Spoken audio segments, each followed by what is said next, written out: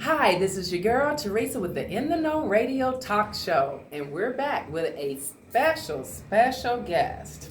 And this is Mr. Greg Ellis. Now, if you look at Mr. Greg Ellis, you should have recognized him by now because he was one of our them boys, Cowboys. So he played professional football for the Cowboys for 12 years and 1 year for Oakland. Is that correct? Correct. So I always like to see when athletes come out, what do they do? Because a lot of times you hear the stories of athletes not having anything to transition to, and they don't have income that they're bringing in. Correct. So what did you do to be able to position yourself and your family to be able to have income after football? Well, one of the number one things is hopefully you saved your money. That's the number one thing, because most of the time when we retire from football or whatever sport you're playing, you're really behind. And people say, what do you mean you're behind? You made a lot of money. And the money part is true, but you're behind because the kids that went to college with you, they started their careers while you were still playing football. And so for me, been blessed to play NFL for 12 years, that's great. But the experience that my colleagues who graduated college with me was getting, I wasn't getting that. I was still playing a childhood game, to be honest with you, that happens to pay a lot of money. So you're really behind, and so whatever you choose to do once you're finished playing, you have to go at it 100 miles per hour, but be disciplined enough to not throw a whole bunch of money at every single thing. Okay, so when you're playing football, do a lot of the athletes do investments and start businesses while they're in the arena, or do they have to wait until they get out of it? I would encourage people, always encourage guys, and I did it myself, be very conservative in traditional things with your money, what you invest in. But take time to go figure out some other stuff. I bought a house just to rent it out. It wasn't a big house or anything like that. And I put it on a government assistance program. Okay. And I went through those things myself. When people saw me sitting, in the government building, registering the house and all that stuff, they're like, aren't you Greg Ellis? Don't you play football? I know Jerry paying you better than this. But the hands-on experience of, doing stuff, in my opinion, you have to get in order to avoid, blowing too much money. Yeah, and then that's true. And I tell people a lot of times it's easy to look at an athlete or a celebrity and look at, oh, they bought this house, they make so much money. But when your money is being spent on the things that you buy, you're no better than the person that's making $60,000, $100,000 a year because your expenditures are the same. So you still aren't banking money. You're still not taking investments. You're still not doing things. And with real estate, that's a great investment. And my mom and dad, they do that. They have probably about 10 houses, and they put them on Section 8 so that that money is coming in on a consistent basis. Correct. So that's great. Now, what else? I hear that you have a lot more talents than just being able to play football. Yes, well, I like to think so. Thank God he just put a lot of things in my heart, and I tell people it should be something that you're really driven to do, not just chasing money. Right. And now I understand everybody got to get paid. It takes money for us to do what we do, and that's live. But you need to find what you're passionate about, what you are willing to lay in the bed at 2 o'clock in the morning that you constantly find yourself thinking about. That's that thing that you need to pursue. And it may come for you at different times in your life, because you still got to make money while you're pursuing that sometimes. But you should never give up on your dreams and things that are burning desires in you to do.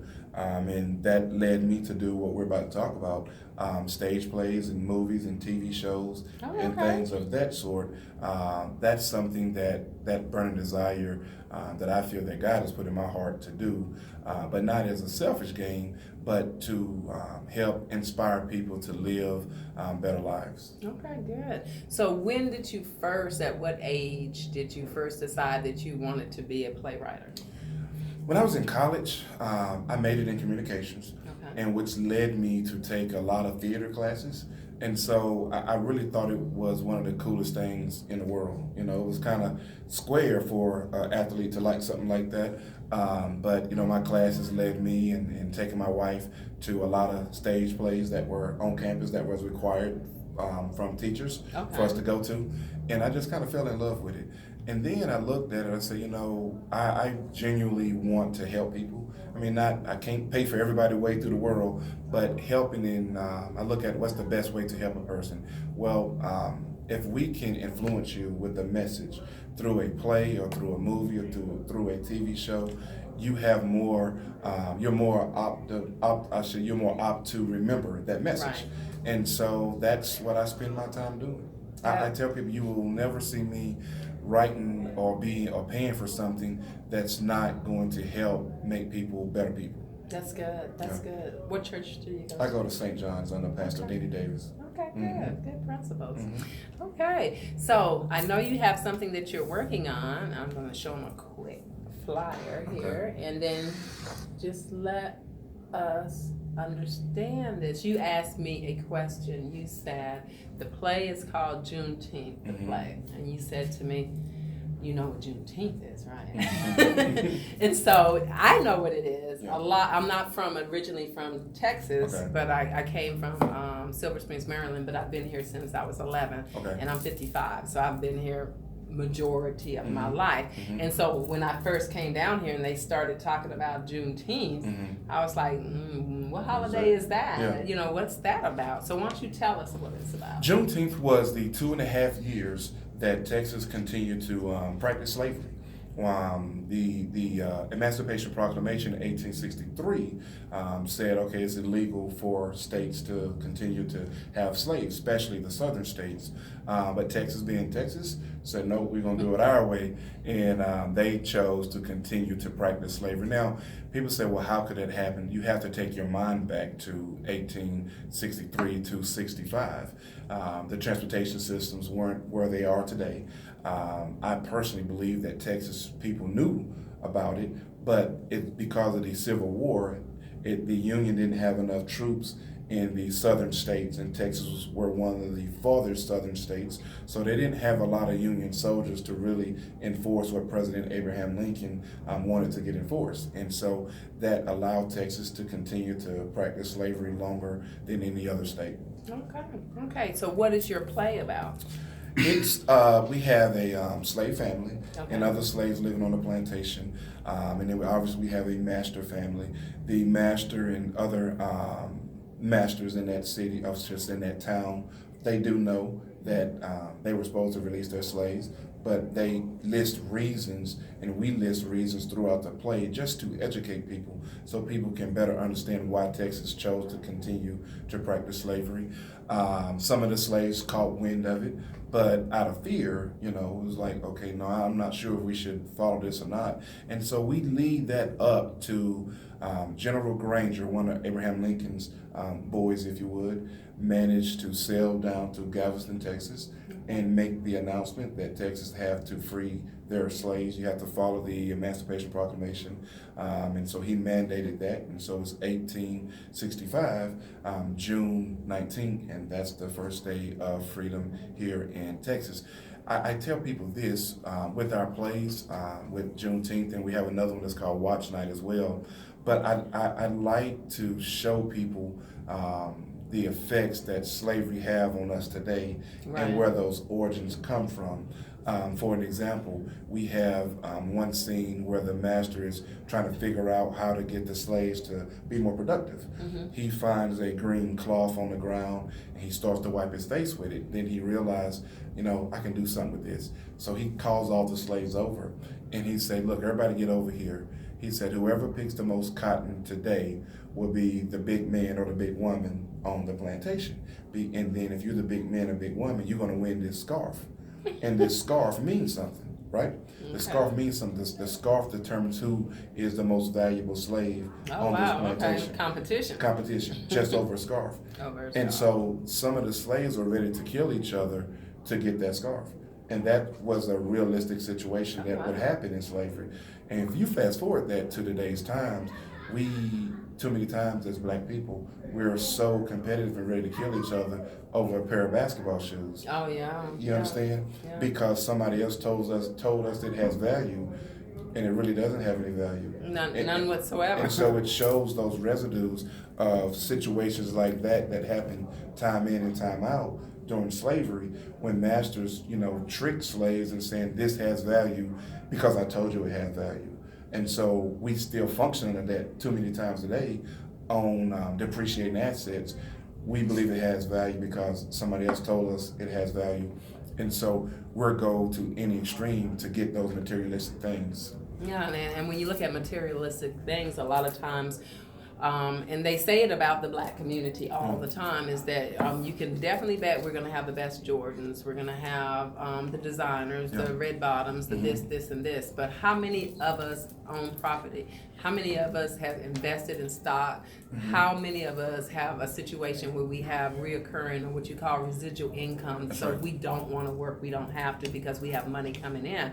And so I think it's going to be a paradigm shift, a mindset change in the community for them to understand that, yeah, you can get these things. That's There's right. nothing wrong with having them. I have them. Yeah. But I have a lot of investments. Yeah. But I have residual income coming Correct. in. I got property coming Yeah. in. So if you put that into line and make sure that you have your core straight first, then yeah, you can get all the little trinkets. And you are exactly right. I mean, this is a Rolex watch right here. So Mine yeah, too. we bling We together. bling So together. it's nothing wrong. I tell people, God wants His people to be blessed. It is nothing in the world wrong with buying nice things. You work hard and you should, enjoy those things, because you're not going to be here on this earth forever. Right. So He wants us to enjoy the time while we're here. But as the Bible tells us, everything is in decency and order. Right. And so it's a decency and order of how you go about enjoying those things. I certainly wouldn't have bought this Rolex if my lights were about to get cut off. Exactly. You understand what I'm saying? So, but you have people, and people in my family, and that go out there and make those kind of decisions. And I'm like, come on, man. It's just like what you said. We as black people in this country and even in this world, we're at the bottom of the barrel when you're talking about owning major property or major businesses. We are dead last behind every group of people. But as you said, you're right. But on the other side of that coin, we are number one uno when it comes to spending money When it on comes to depreciating spending stuff. money, yeah, it does. So my goal is, and the same one about our watch night play that we do as well. And what's that? Watch night is the 1863 when the Emancipation Proclamation was to go into effect January the 1st on Okay. New Year's Day. So New Year's Eve, slaves came to worship God, the ones who knew they were going to be set free, obviously not in Texas. Not in Texas. Not in Texas. But so they came to give thanks and praise to God and to fellowship with each other about what it was going, at least what they thought it was going to be like to be free the next day. So they did that all night long as they stayed up to watch for their first day of freedom to come in. And see, a lot of churches have what we call watch night service on New Year's Eve. On New Year's Eve. I never knew it. Exactly. Connected. But don't feel bad, Okay. because I've talked to bishops and pastors. I'm not saying Bishop Jakes, because people say, oh, he said Bishop Jakes. No. Now, I don't know if Bishop Jakes knew it or not, but I have talked to bishops around this country and really high esteemed pastors that people respect. But the majority of them said, man, you taught me something. I didn't know that myself. So a lot of people have no idea how watch night tradition actually started. Hence the reason why it's a tradition that's mostly practiced in what we call our black churches, whereas predominantly white churches, they're like, what is that? Yeah. And that's Watch why. night service. Okay. And see, you taught me something already. I love an educated man. Yeah. So tell us, this play is going to take place when? This play will take place June the 15th at 2 o'clock.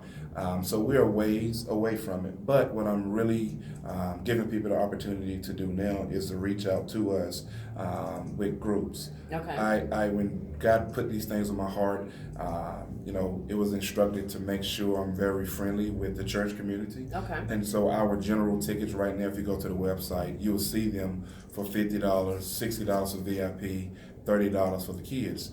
But if we working with your church group, those prices drop down dramatically. The general tickets goes from $50 to $20. The VIP ticket goes from $60 to $40, and student tickets goes from $30 to $15. Okay. Yeah, so it's just So if they want to, like churches, if they want to get in contact with you so they can do some group things, where would they call? They can call 469-494-3508. So it's 469-494-3508. You can send me an email if you want to. Okay, and what's the email and that's address? G Ellis, so it's GELLIS, and that's at Play Now Enterprise. So it's just simple, G Ellis at PlayNowEnterprise.com. And so if you want to get information or purchase tickets, they are going to go to the JuneteenthPlay.com? Yep, go to Juneteenth. Yep, what you said. You was about to Okay. say you got a better voice So than I if do. you want tickets to go to this amazing event, get educated and entertained at the same time, you're going to want to go see Juneteenth the Play, featuring former cowboy Greg Ellis himself is going to be in the play. And see, we have not even touched on that he actually writes the play, but then he is in the play. So you're doing a Tyler Perry. Okay, Yeah. so you're gonna replace Tyler since he's No, come off no, Tyler. no. It'll be some good shoes to fill. Don't get me wrong. Okay. But that's You not. don't know what God has ordained for you either. Well, you're right. You don't know. But there's only can be one Tyler, and I'm doing all I can do to be the best Greg Ellis.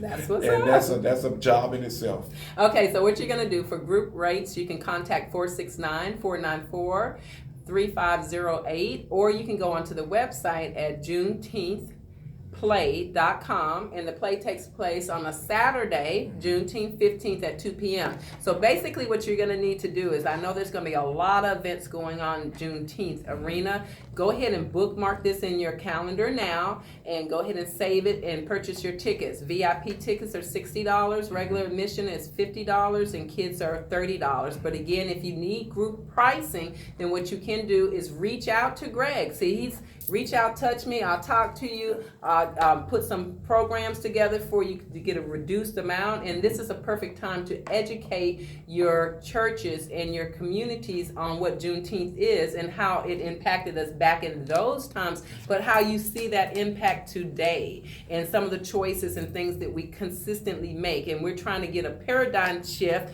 to change your mindset to put you on a new level. So this is a great play to attend, and I want you to buy tickets now.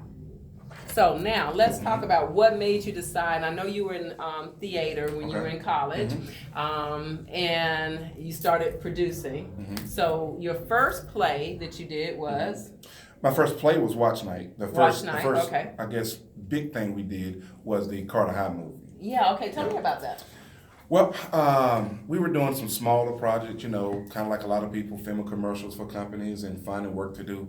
And this one guy that I used to work with, he used to work, do a lot of video work for me, editing and all that kind of stuff, commercials. And, he brought me the script and told me about the Carter High story. I've heard about it, but I didn't know a bunch about it.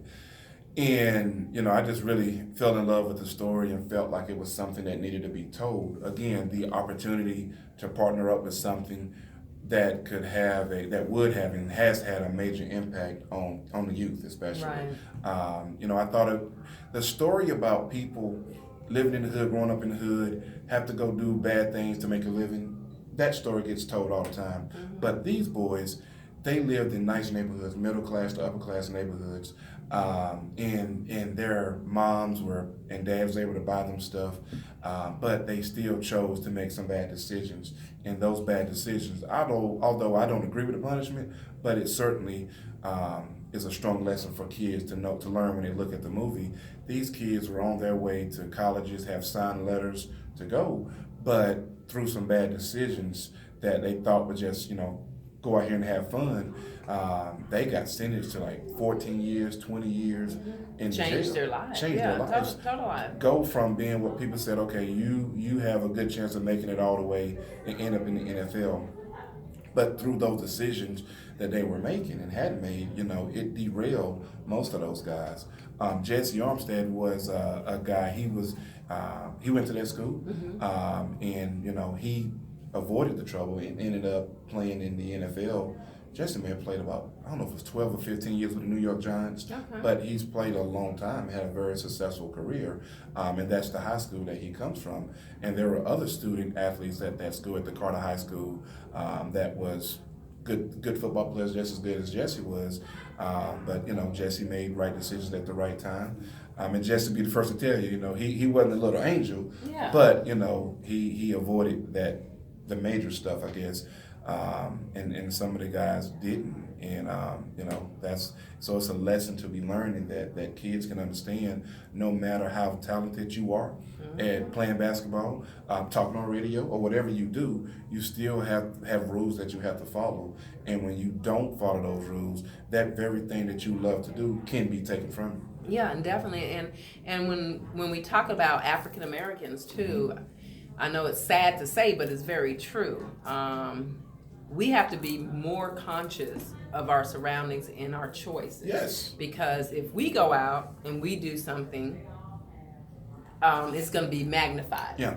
And so you always want to teach your youth through lessons learned. That's you know, right. It's easy as a parent to say, hey, don't do this because this is going to happen. And a lot of times kids, that goes in one ear out, the other That's ear right. out. But when you take the time to train, develop yourself, position yourself to be able to excel, to get a full scholarship, to do this. If you're in that arena, you have to watch everything that you do, because one little thing can take you out and change your destiny, just like what you're talking about. They ended up in jail for those many years when they could have been on, playing football or playing basketball or, starting a family. And I mean, that was taken away from them. Right. So we have to instill that in our youth, but we also have to instill it in our adults, in our parents, our grandparents. Back in the day, it was the village. Everybody took care. Now everything is hands off, because you get sued if you say this to this person, or if you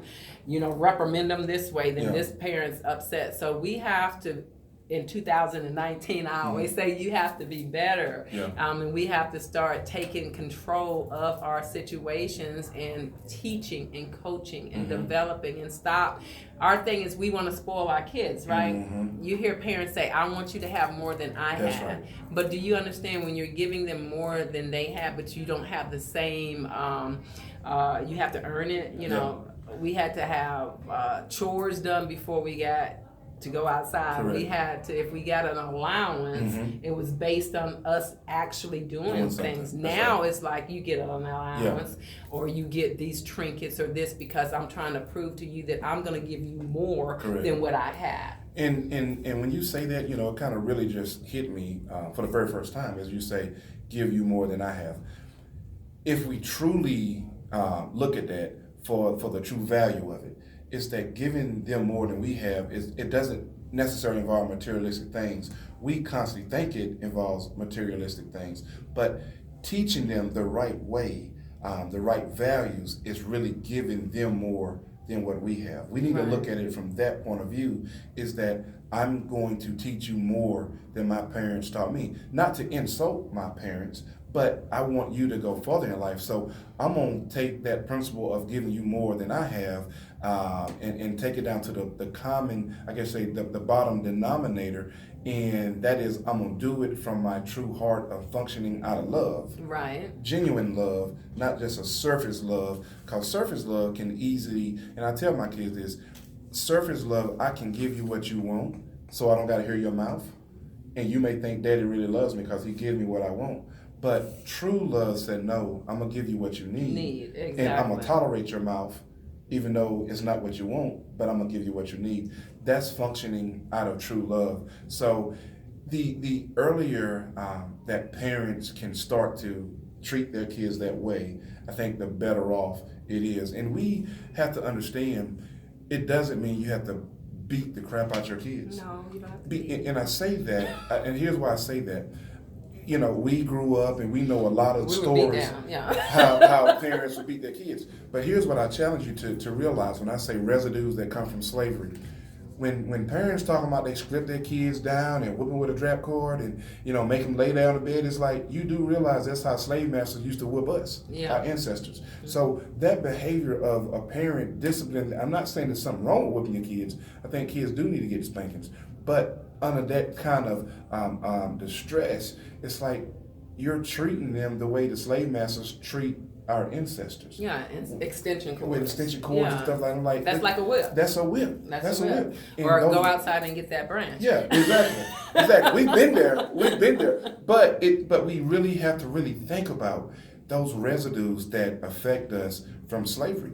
Just like another one that affect us from slavery. We always look at how does slavery affect the black people? But it also affects the white people. What do you think the entitlement for a lot of white people to feel like we're privileged, we're entitled to this? Well, they were born with privilege. They don't have to say privilege. Exactly. Exactly. You understand what I'm saying? Because all the way from their ancestors from slavery, you were raised and taught as a white person, you don't compare to black people. You're way better than them. They're beneath you. So that behavior is a story, and then I'm going to be finished because I know I'm talking a lot. There's a story. It's 4 women. It's a great-grandmother, a grandmother, and a mother, and then a daughter in the kitchen. They're cooking something and cooking a ham. And the little girl turns to mama and said, Mama. I gotta be ham. Well, Okay, whatever. You can put steak, chicken. cooking chicken, Okay. Turkey. Cooking turkey. Okay, they're cooking the turkey. Or whatever they're cooking. But anyway, the mom cuts the ends off so the turkey can fit in the pan. Okay. And then the little girl says, Mama, why do you always cut the turkey? Cut it off. Well, okay, we go back to ham. Okay, don't sound right. Yeah, exactly. So why do you cut the ends off of the ham? And then mom looks at grandma and says, I don't know. But great grandmama is over there laughing. And so she said, ask the next one. So she asked great grandmama, why did you do it? I always saw you do it. Why did you cut the ends off the ham? And then she said, you know what? I don't know. I just saw my mama do it. Then they turned to great grandmama, who's over in the corner about to fall out of her chair.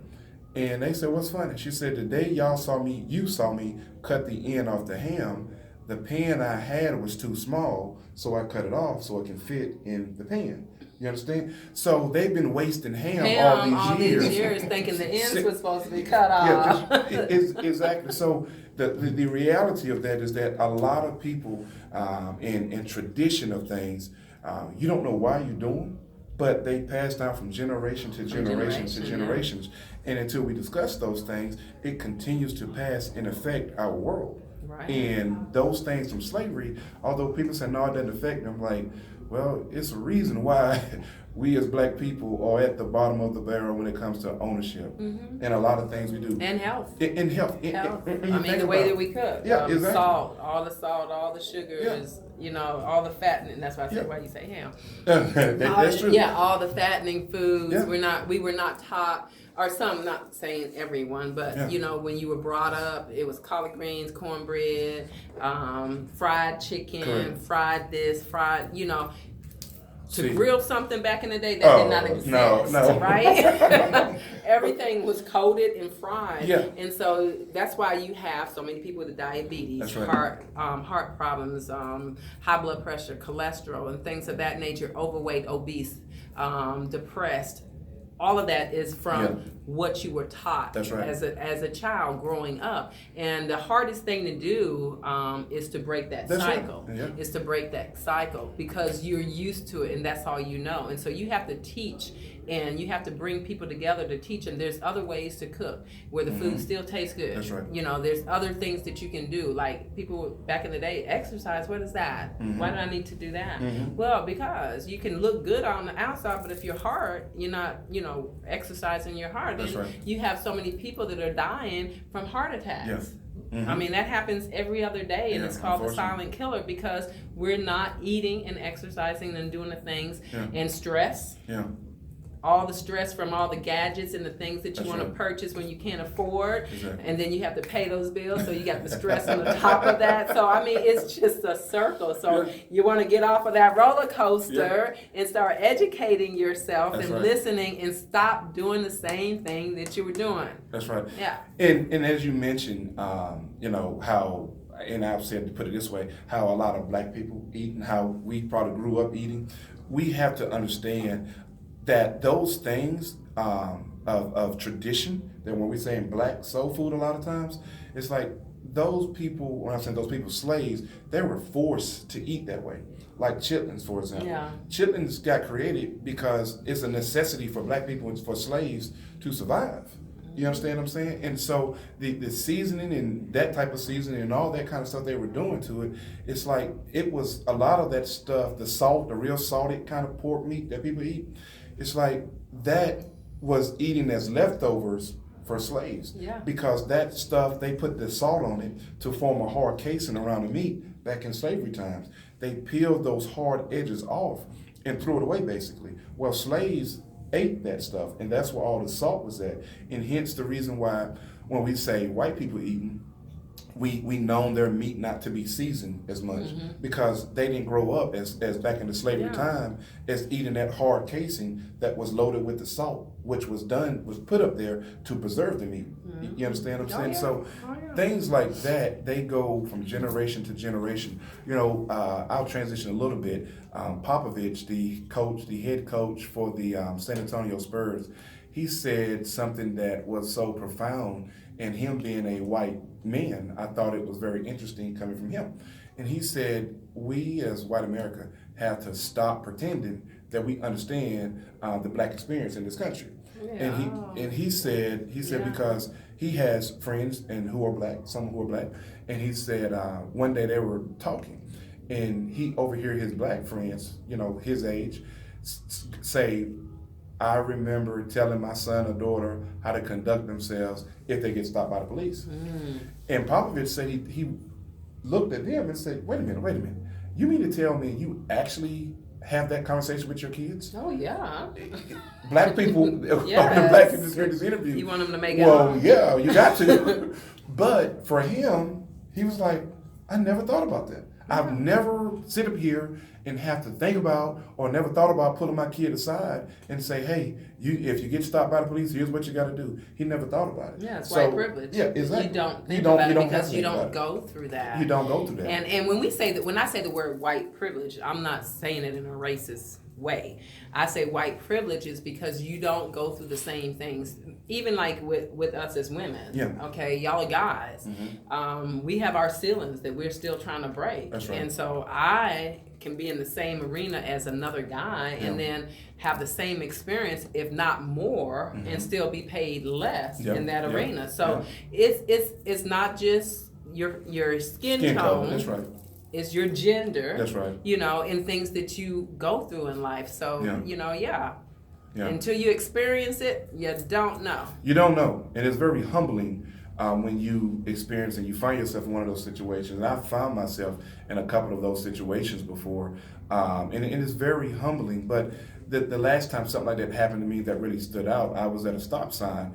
And I thought I stopped good enough because I saw the police on the other road. He was sitting under a tree. And so obviously I'm not going to run this stop sign. And but he hit me with the lights. And I was on my way to do a good deed. I was on my way to to go do a career day at an elementary school. And so the principal called me, Greg, where you at, man? And I said, well, I can see your school. I'm right down the street. I just got stopped by the police. He said, well, okay. And now, of course, I'm abbreviating some of this. The police walks up to my car when he, stopped me.